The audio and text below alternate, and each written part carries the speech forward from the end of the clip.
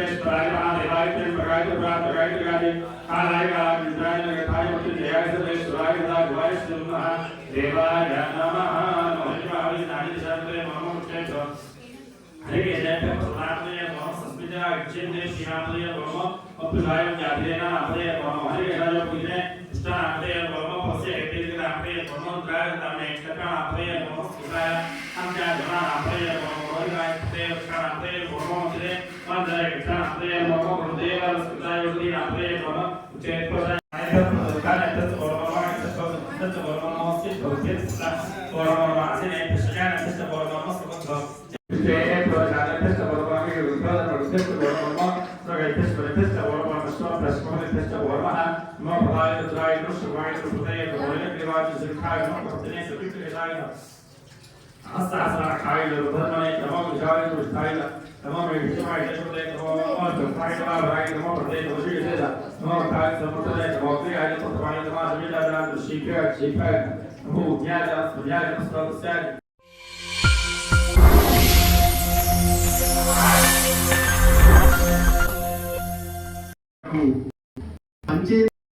ఒకటి ఉంది అని నమ్మడానికి కారణం ఉంటుంది.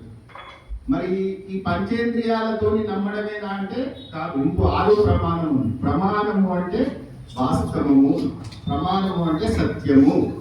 మరి సత్యాన్ని తెలుసుకోవడానికి ఈ పంచేంద్రియాలు ఉన్నాయి.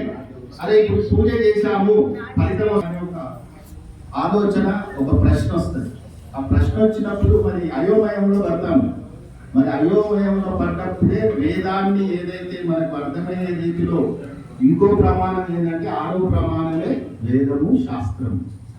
ఇలాంటి శాస్త్రం అధ్యయనం చేసిన వాళ్ళు ఆ శాస్త్ర రూపాన్ని మనకు వివరంగా, అంటే మంత్రాలు మనకు అర్థం కాకుండా మంత్రం ఎందుకు చేస్తున్నాం అనే ఒక ప్రయోజనం ఉంటే మనం తప్పకుండా చేస్తాం. కాబట్టి ఇంత అవకాశాన్ని మనం ఆ పరమేశ్వరుడు మనకు కల్పించినందుకు మనం వాడకుంటే అది మీకే వదిలేస్తున్నాం. ఎందుకంటే భక్తులు ఆయన ఎంచుకున్నాడు 4 విధానం. ఏదంటే ఆర్తి, అర్థాస్త్రి, జిజ్ఞాస, జ్ఞాని. ఆర్తి అంటే కష్టం వచ్చినప్పుడే భగవంతుడు గుర్తుకొస్తాడు. ఇంకా అర్థార్థి ఉంటాడు, స్వామి ఇవాళ నేను పూజ చేస్తా ఒక 10,000 రూపాయలు పెట్టి నాకు 50,000 రావాలని బిజినెస్ మ్యాన్ అర్థార్థి. జిజ్ఞాస, ఇవన్నీ ఏమవుతుంది అసలు భగవంతుడు ఏంది అని తెలుసుకోవడానికి ప్రయత్నించే వ్యక్తి జిజ్ఞాసి. జ్ఞాని అంటే ఇక పరమాత్ముడే నా లక్ష్యం. ఇవన్నీ వ్యవహారికంగా ఎప్పుడో ఒకప్పుడు పోయేవే, కానీ నా మోక్షం అనేది బ్రతికుండగానే అనే ప్రయత్నం జ్ఞాని చేస్తారు.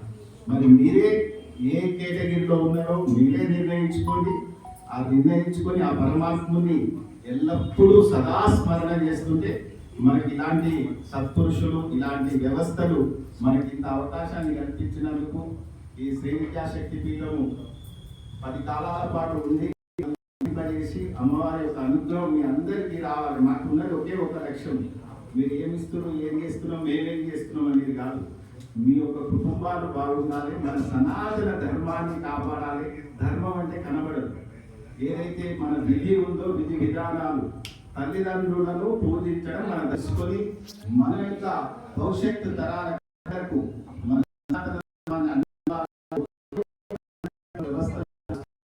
మీరు కూడా ఇందులో పాల్గొని ఉంటుంది. కళ్యాణోత్సవం ఉంటుంది, కళ్యాణానంతరం ప్రసాదం ఉంటుంది. ఇవాళ జాగరణ. శరీరం కూడా మీకు ముఖ్యమే. శరీరాన్ని ఏదో మనం వేరే ఎడారి మతస్థులు కాము, ఉమ్మిమింగము, నీళ్లు తాగము, ఇదంతా భ్రమ. ఉపవాసం అంటే భక్తులు దేవునికి దగ్గరలో ఉండే ఉపవాసం. శరీరాన్ని శుష్కించి మీరు ఏ ఉపవాసం చేసినా అది మీకు ఫలించదు. ఏదైతే మనస్సు, శ్రద్ధ ఇవన్నీ ఇప్పుడు ఆకలి అవుతుంటుంది, దేవుడు ఎక్కడ కనపడతాడు? ఆకలి లోపల పేగులు అదైతుంటాయి. కాబట్టి ఉపవాసం అనే దాన్ని పండ్లు, పలహారాలు సాధ్యమైనంత వరకు శరీరాన్ని కూడా కాపాడుకుంటారని ఆశిస్తూ ఇలాంటి పెద్దల ఆశీర్వాదం ఉండాలి. అలాగే మన బ్రహ్మశ్రీ నారాయణ చక్రవర్తి గారి పరమ గురువు, ఎందుకంటే మనకు అంతా చూపించింది ఆయనే. ఈ దారి మార్గదర్శనంలో సదా నడుస్తామని మళ్ళీ శివరాత్రికి అంగరంగ వైభవంగా చేసుకోవాలని అమ్మవారిని, శివుడిని ప్రార్థిస్తూ గురువు గారికి పాదాభివందనాలు చేస్తున్నాం. ఏమనుకోవాలండి సోదరికి తెలియదు. ఇంకొకటి ఏంటంటే మీరు కానీ పెట్టి ఇప్పుడు చేద్దాం కానీ నాకు ఇంకొక అరగంట ఆ ప్రాంతాల్లో ఎప్పుడైనా ఇస్తే ఇంకొక 10 నిమిషాలు ఇంతవరకు ఏంటంటే అభిషేకం జరిగింది కాబట్టి సంక్షిప్తంగా చెప్పే ప్రయత్నం చేసిన. నేను ఆ తర్వాత ఆ అమ్మవారి గురించో శంకరుడి గురించో ఒక 10 నిమిషాలు మీరు వింటా అంటే చెప్పడానికి నాకు అభ్యంతరం లేదు, ఎందుకంటే తర్వాత మళ్ళీ వేరే